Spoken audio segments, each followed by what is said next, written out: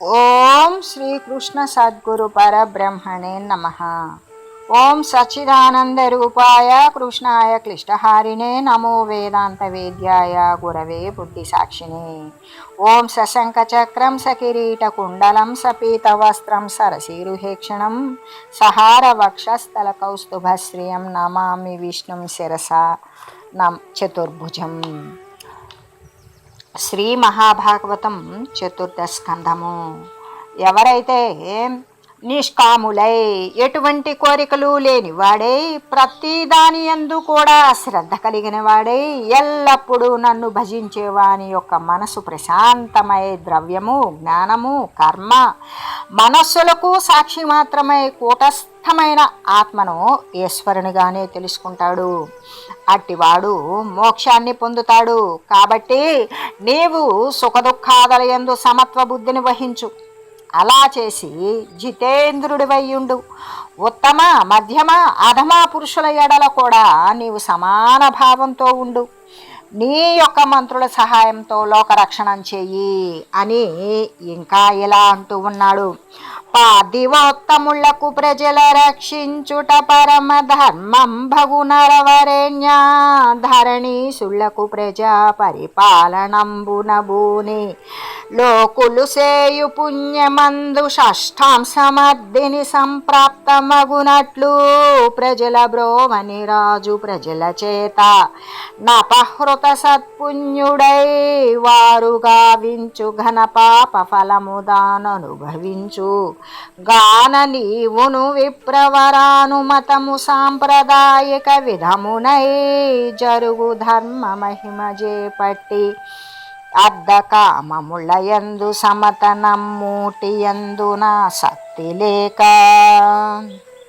ఓ రాజోత్తమ, రాజులకు ప్రజలను సంరక్షించడమే పరమధర్మం.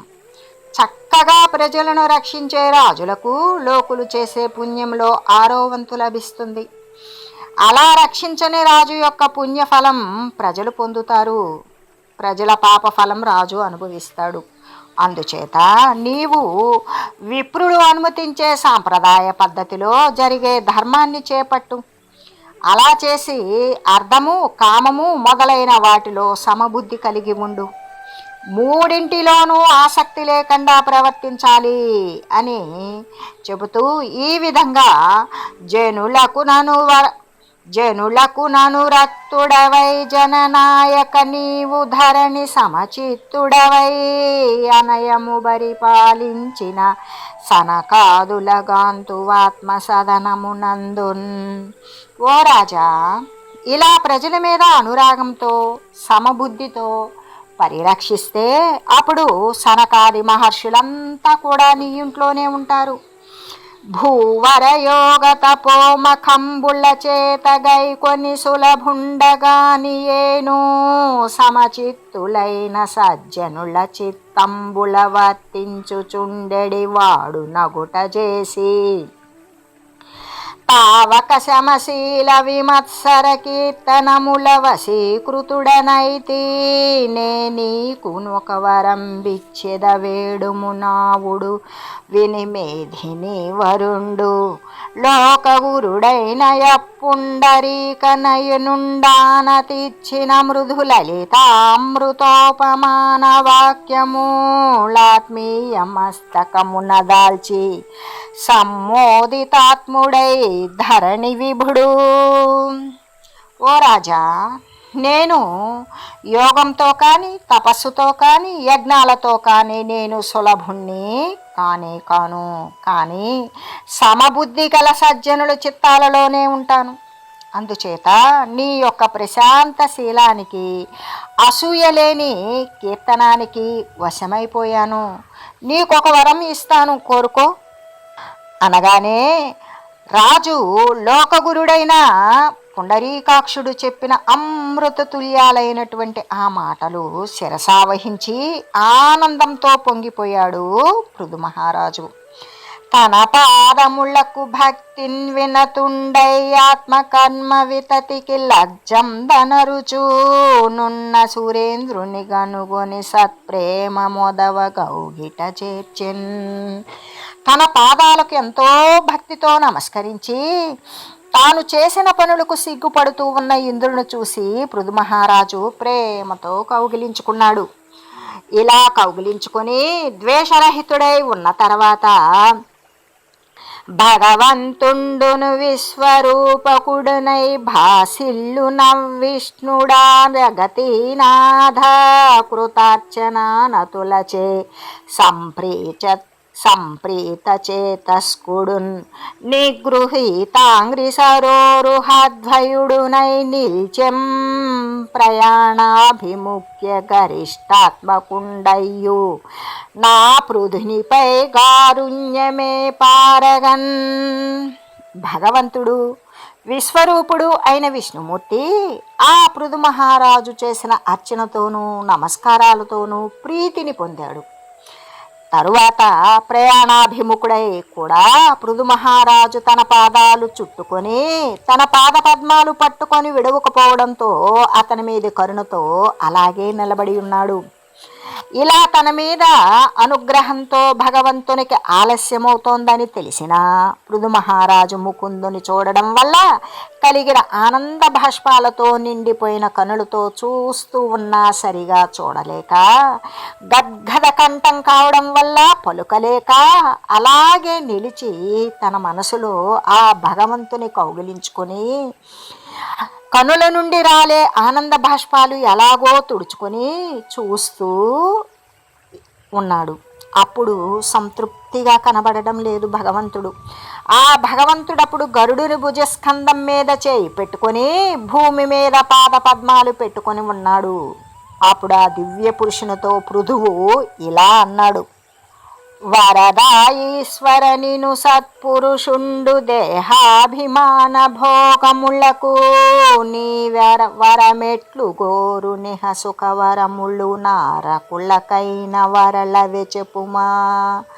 ఓ వరద ఈశ్వర, సజ్జనుడు దేహాభిమానం కలవారిలాగానే ఇహక పరంగాను భోగపరంగాను నిన్ను ఎలా చేరుకుంటాడు, ఎలా కోరుకుంటాడు? నరకానికి వెళ్ళే వారికి కూడా ఈ సుఖాలు కలుగుతాయి కదా.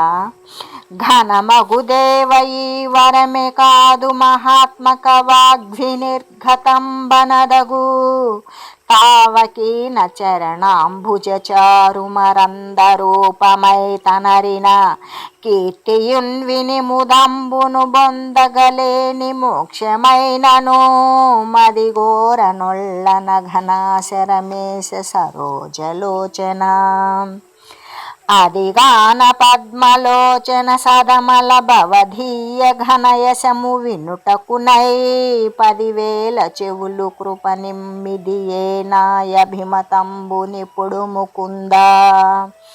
దేవా, ఈ వరమే కాదు, నీ పాద పద్మమకరంద రూపమై మహాత్ముల నోటి నుండి వెలువడే నీ కథామృతాన్ని విని సంతోషించలేని మోక్షం కూడా నాకు అక్కరలేదు. అందుచేత నీ నిర్మల కీర్తిని వినడానికి 10,000 చెవులు దయతో ఇమ్ము. ఇదే ఇప్పటి కోరిక ముకుందా. అనఘ మహాత్మ వాగ్గళితమైన భవత్పద పంకజాత సంజనిత సుధాకణానిలవ శంభునా విస్మృత తత్వ మార్గవర్తనులగు దుష్టయోగులకు గ్రమ్మరతత్వము జూపజాలునట్లు నరుట దక్కనన్య వరముల్లభయోరుహ పత్రలోచన. ఓ పుణ్యాత్మ, మహాత్ముల మాటల నుండి వచ్చే నీ పాద పద్మాల అమృత బిందువులను మోసుకొని వస్తున్న మలయమారుతం ద్వారా ఆత్మజ్ఞానం మరిచిపోయిన దుష్ట యోగులకు మళ్ళీ ఆత్మజ్ఞానం చూపించగలిగేటువంటి వరాన్ని ఇవ్వు. మరొకటి అక్కరలేదు పద్మాక్ష. వినుత మంగళయసో విభవ సర్వేశ్వర ఇందిర గుణ సంగ్రహేచ్ఛ చేసి ఏ నీదు శివతరంబైన సత్కీర్తిని నద్ధిమై వరించె నట్టి కీర్తి చతుర సత్పురుష సంగతము గల్గుచునుండ ధృతి నవ్వడేని యాదృచ్ఛికతనుంజేసియునొక మాటు చెవులార విన్నవాడనయంబును గుణగ్నుడయ్యనేని విరతినే రీతి బొందును ధరణి బసువు దక్కిన తగ్నుండు ధనుజ భేది గానయుత్సుకమతినైన ఏను లక్ష్మీకరణి నిన్ను భజింతునో పరమ పురుష. ప్రశంసింపదగిన శుభకీర్తి వైభవాలు కలిగిన ఓ సర్వేశ్వర, లక్ష్మీదేవి సద్గుణాలను సంగ్రహించుకోవాలనే కోరికతో మంగళప్రదమైన ఏ సత్కీర్తిని కావాలని వరించియుందో అటువంటి సత్కీర్తి గల సత్పురుష సాంగత్యం కలుగుతూ ఉండగా అనుకోకుండా అంటే యాదృచ్ఛికంగానైనా సరే ఒక్కసారి నీ గుణాలు చెవులారా విన్నవాడు ఆ గుణాలను గ్రహించగలిగిన వాడైతే మరి ఆ పాదపద్మాల యందు ఆసక్తిని పొందకుండా ఎలా ఉంటాడు? అలా ఉన్నాడో బహుశా వాడు పశువు అంటే జ్ఞానం లేనివాడే అయి ఉంటాడు. అందుచేత గుణజ్ఞుడనైన నేను లక్ష్మీదేవి వలె నిన్ను ఉత్సాహంతో సేవిస్తాను పరమపురుష. ఇట్లాగా ఇద్దరము ఒకే పదార్థం కోరుతూ ఉన్నవారము, అది నీ సేవ. అందుచేత నాకు లక్ష్మీదేవికి పర్యాయ సేవ అనుగ్రహించేదేవా. పర్యాయ సేవ అంటే ఒక పర్యాయం ఆమె, మరొకసారి నేను సేవించే భాగ్యం. దానివల్ల మాలో మాకు కలహం రాకుండా చెయ్యి. ఇద్దరము నీ పాదపద్మాలను సేవించడంలోనే మనసు కలవారము. అందుచేత నేను ముందు అనుకునే భావం కలిగి కలహం వచ్చినా సరే, ఏమైనా సరే నీ పాదపద్మ సేవను కలిగించుదేవా. జగదీశ దేవయుష్పద్మద కైంకర్య పరతదనచ్చు సాగర తనూజ కృత్యంభునందు నకిల్ బిషబుద్ధినే బ్రీతి గోరుట జగన్మాతయైన యా రమా సతి తోడ వైరమవశ్యంబు గల్గునైనను దయాకార నీవు దీనవశ్చలుడువుగాన స్వల్పంబును నలికంబు సేయుదు వట్లుగాన భవ్య చరిత నిజ స్వరూపంబునందు నభిరతుడవైన నీవు నన్నాధరించు బగిరి నిందిరనాధరింపవు మహాత్మ భక్త జనలోక మందార భవ విధూరా. ఓ దేవా జగదీశ్వర, నీ పాదములకు పూజ చేయాలని కోరే లక్ష్మీదేవితో నేను నిర్మల బుద్ధితోనే కోరుతూ ఉన్నా. ఆమెతో వైరం తప్పక నాకు కలుగుతుంది. ఓ దయామయ, నీవు దీనవత్సలుడవు, దయారూపుడవు. నీవు కొంచెమైనా దాన్ని గొప్పగా చేస్తావు. నీవు మహాత్ముడవు, భక్త కోటికి కల్పవృక్షానివి, జన్మ వినాశకుడవు. కనుక నీవు నన్ను ఆదరించినట్లు లక్ష్మీదేవిని కూడా ఆదరించవు కదా. అందుచేతనే మాయాతీతుడవైన నిన్ను సజ్జనులు సేవిస్తారు. వారు నీ పాదాలను స్మరించడం అనే ఫలం తప్ప మరో ఫలం కోరరు. ఓ దేవాదిదేవా, సేవకులను వరాలు కోరుకోండని జగత్తును మోహింపజేసే మాటలను చెబుతావు. ఆ యొక్క నీ మాటల త్రాళ్లతో బంధింపబడకపోతే, ఫలాలు కోరకపోతే కర్మలు ఎలా చేస్తారు? ఈశ్వర, నీ మాయతో మోహింపబడకపోతే ఇంకొక ఏ కారణం చేత నీకంటే ఇతరమైన కోరికలు కోరరు కదా. ఇతరమైన కోరికలు కోరుతారు. అందుచేత తండ్రి తనంత తానే కొడుకును హితం చేసినట్లు మాకు నీవే హితం చేయటానికి సమర్థుడువు అని పలికిన పృథు మహారాజు యొక్క అర్థవంతాలైన మాటలను విని విశ్వద్రష్ట అయిన నారాయణుడు సంతోషించిన మనసుతో ఇలా అన్నాడు. మహారాజా, దైవ ప్రేరణతో నీకు నా మీద ఇట్టి బుద్ధి కలిగి స్థిరమైన భక్తి కలుగుతూ ఉంది. దానివల్ల తరింపరాని నా మాయట్ను దాటుతున్నావు. నేను చెప్పినట్లు చేస్తే సకల శుభాలు పొందుతావు. నా భక్తులు స్వర్గాన్ని, మోక్షాన్ని, నరకాన్ని సమానంగా చూస్తారు. నీ కోరిక కూడా ఇదే.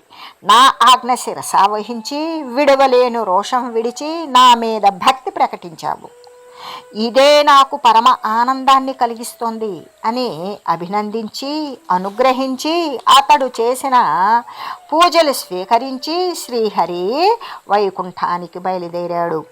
నరసిద్ధచారణ సురముని గంధర్వ కిన్నర పితృ సాధ్య పన్నగులునో నకిల జనంబులు హరి పార్శ్వవర్తులు నానందమగ్నాంగులగుచు వేట్క యజ్ఞేశ చింతనుండైనయా పృథువుచే సత్కారముల బొంది సమ్మధమున జనిరి నిజాధివాసములకు భగవంతుడైన నారాయణుండచ్యుతుండు దగనుపాధ్యాయ సహితుండైదనరు పృథుని విమలమతులై చూచుచు నమరవరులు దన్ను జయ జయ కలిత శబ్దముల బొగడ జనియనప్పుడు వైకుంఠ సధనమునకు.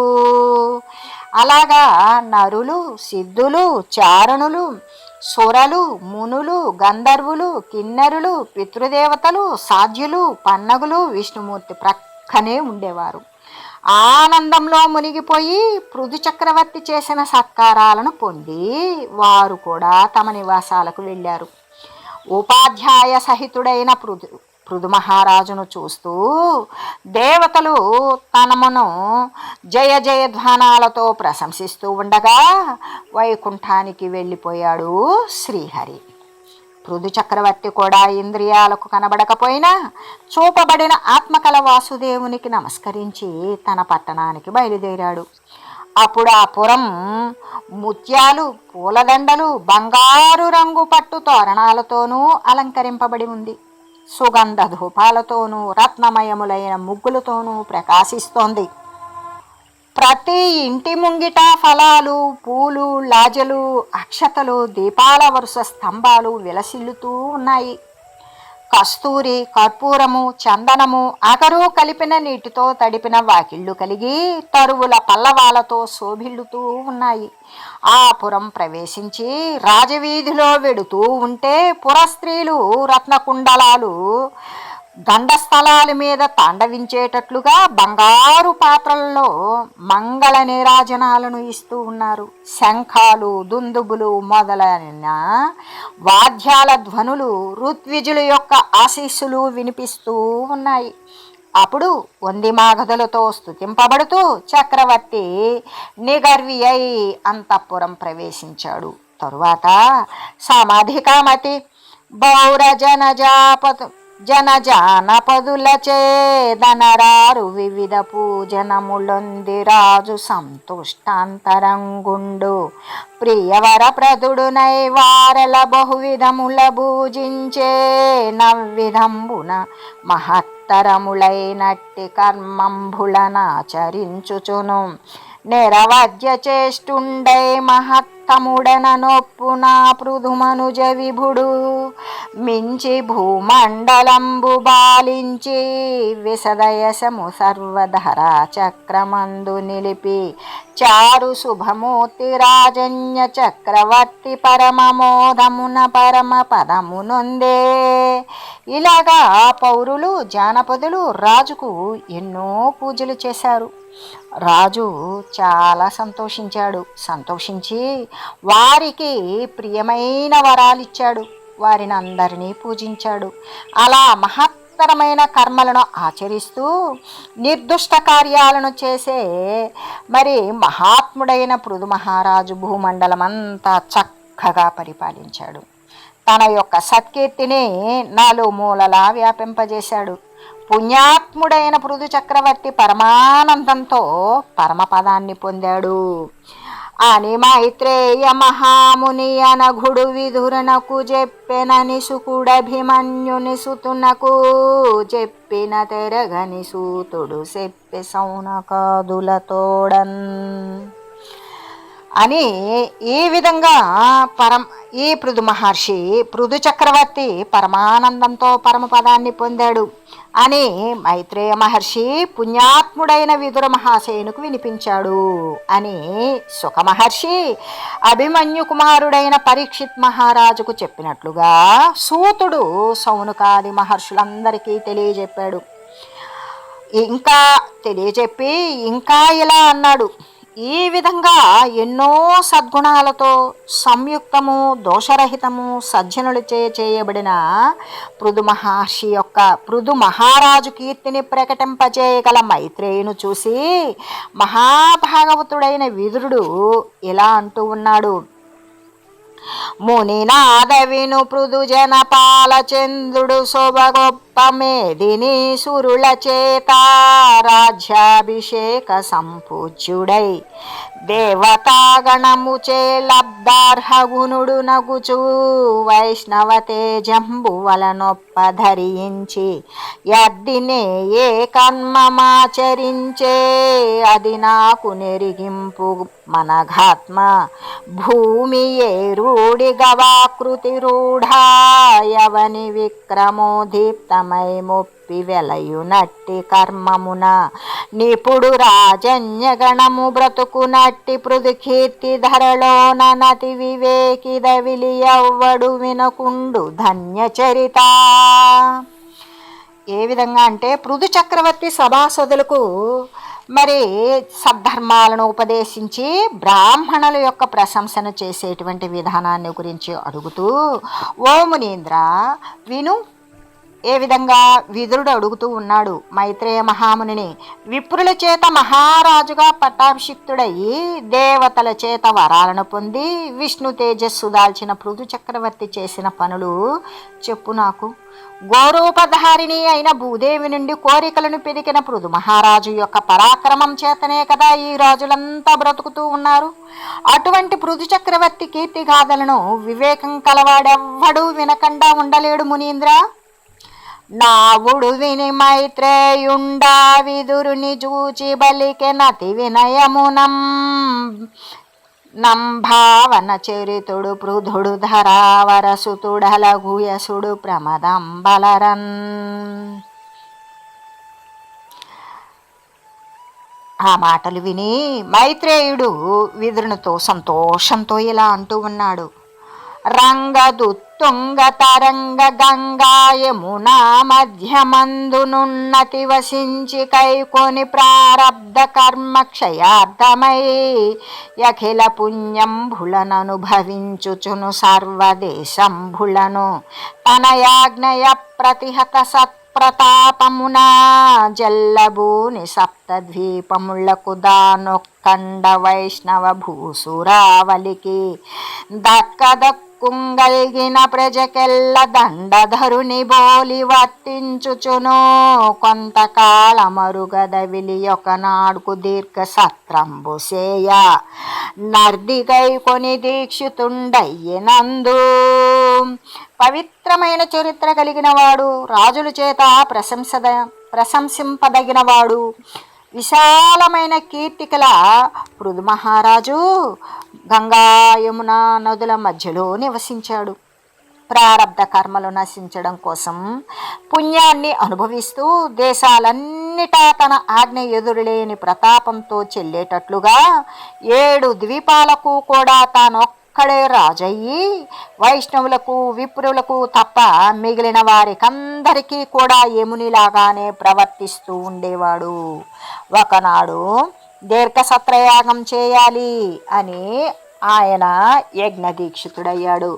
అయ్యి రాజ ఋషి దేవ ఋషి పితృ బ్రహ్మ ఋషులు జనవరుని చేత విహిత పూజనములంది సమధి కైశ్వర్యగతి నున్న సమయమునను జర శుభాకారుడా రాజశేఖరుండు ఉన్నతోన్నతుడు సముత్తుంగ భుజుడు సన్మహనీయతర శోభమానముఖుడు జారు సంఫుళ్ళ కంజారునే క్షణుండు సునాసాపుటుండు మందస్మితుండు వక్ర సూక్ష్మ స్నిగ్ధ వరణీలకేశుండు గమనీయ రుచికంబు గంధరుండు సుభగ విశాల వక్షుండును ద్రివలి శోభిత మధ్య బాగుండు బృధిని తంభ మండలుండు నా వర్త సమాన నాభివివరుండును గాంచన స్తంభ విలసదూరు రాజితుండును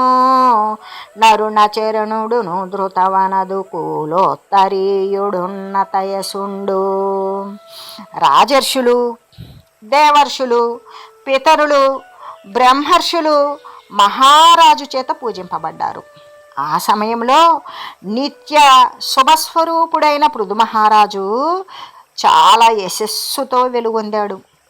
అతడు పొడగరి ఎగుభుజాలు కలిగి శోభిల్లే ముఖం కలిగినవాడు, పద్మపత్రాల వంటి ఎర్రని కన్నులు కలిగినవాడు, అందమైన ముక్కు, చిరునవ్వు, ఉంగరాలు తిరిగిన నల్లని కేశాలు, శంఖం వంటి మెడ, విశాలమైన రొమ్ము, ముడతలు పడిన నడుము, పెద్ద పిరుదులు, లోతైన బొడ్డు, బంగారు స్తంభాల వంటి తొడలు, ఎర్రని పాదాలు కలిగి కొత్త పొట్టు బట్టను ఉత్తరీయంగా ధరించి ఉన్నాడు. సత్రయాగ నియమంతో భూషణాలన్నీ తీసివేయడం చేత శరీర శోభ అంతా వ్యక్తమవుతోంది. కృష్ణాజినం ధరించాడు, అయినా శ్రీమంతుడై ఉన్నాడు. చేతులకు దర్భలు పెట్టుకున్నాడు. చల్లని చూపులతో సభలో నక్షత్రాల మధ్యనున్న చంద్రునిలాగా జనులందరికీ ఆహ్లాదం కలిగిస్తూ లేచి నిలుచుని సభలోని వారికి ప్రీతి కలిగిస్తూ ప్రసన్నములు, పరిశుద్ధములు, గంభీరములు అయిన అర్థాలు కలిగిన మాటలతో తడబాటు పడకుండా పృథు మహారాజు ఇలా అంటూ ఉన్నాడు అని మైత్రేయముని తెలియజేస్తూ, ఓం మంగళం శ్రీ కురుక్షేత్ర రణక్షోణి విహారిణే పార్థసారథి రూపాయ గీతాచార్యాయ మంగళం. ఓం మంగళం నమోస్త్వనంతాయ సహస్రమూర్తయే సహస్రపాదాక్షి శిరోరుబాహవే సహస్రనామ్నే పురుషాయ శాశ్వతే సహస్రకోటియుగధారిణే నమః. ఓం శ్రీమతే నారాయణాయ నమః. ఓం శ్రీమన్నారాయణ చరణౌ శరణం ప్రపద్యే. హరి ఓం తత్సత్.